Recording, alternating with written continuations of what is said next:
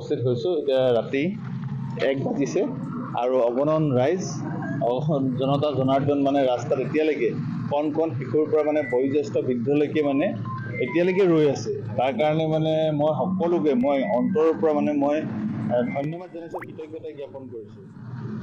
আৰু এনেকৈ অসমবাসীৰ আশীৰ্বাদ বিচাৰি থাকোঁ যাতে আমি সুকলমে শিৱসাগৰ লৈ যাব পাৰোঁ। শিৱসাগৰ লৈ যাতে অসমৰ সম্পদ হিচাপে অসমবাসীক সোনকালে গতাই দিব পাৰোঁ এখন সুন্দৰ ৰেষ্টুৰাঁ হিচাপে। মূল পৰিকল্পনাটো কেনেকুৱা?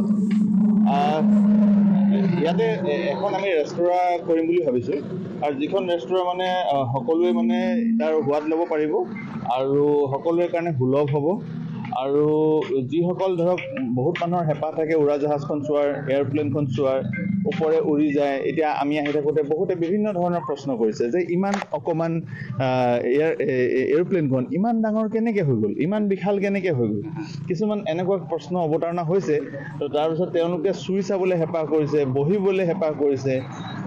সেইকাৰণে এনেকৈ ৰেষ্টুৰাঁ হিচাপে কৰিম যাতে তেওঁলোকে চুইও চাব পাৰিব, উঠিবও পাৰিব তাত, আৰু তাত ধৰক অকণমান কিবা আহাৰো গ্ৰহণ কৰিব পাৰিব, তাত আমেজ ল'ব পাৰিব। সেইটোৱে কাৰণে এক চেষ্টা কৰি আছোঁ অসমবাসীক দিবৰ কাৰণে। বহু মানে প্ৰত্যাহ্বানৰ মূৰত আহি মানে পাইছে আছে প্ৰত্যাহ্বান, আৰু প্ৰত্যাহ্বান লৈ ভালেই লাগিছে, কাৰণ আপোনালোকে ইমান মৰম দিছে। সকলো প্ৰত্যাহ্বান ক'ৰবাত যিমান দুখ কষ্ট আছিলে চব পাহৰি গ'লোঁ, চব নাইকিয়া হৈ গ'ল অসমবাসীৰ মৰম পাই। ধন্যবাদ জনাইছোঁ, আপোনাক শুভেচ্ছা জনাইছোঁ।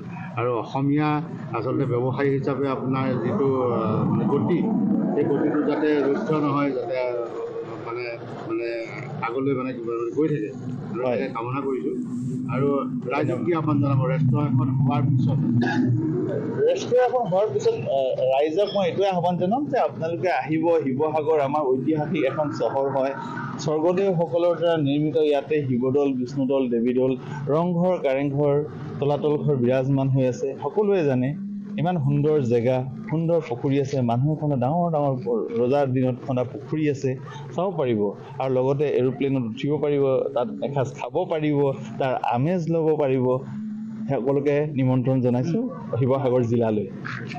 ঠিক আছে।